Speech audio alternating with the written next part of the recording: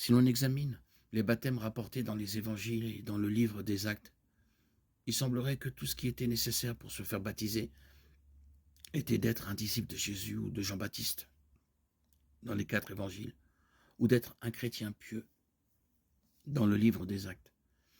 Un chrétien pieux étant celui qui partagerait la bonne nouvelle du salut par la foi en Jésus-Christ et en son sang versé sur la croix.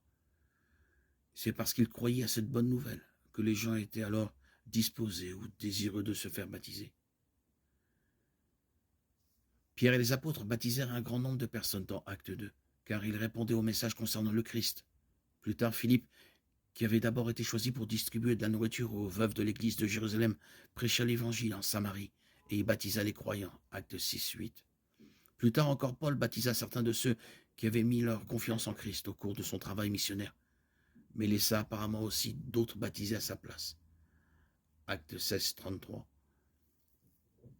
Il les prit avec lui à cette heure même de la nuit, lava leurs plaies et fut baptisé à l'instant même, lui et toute sa famille. 1 Corinthiens 1-10-17.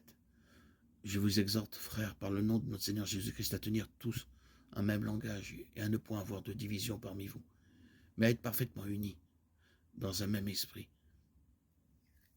et dans un même sentiment. Car il m'a été rapporté par les gens de Chloé qu'il y a des querelles parmi vous, mes frères.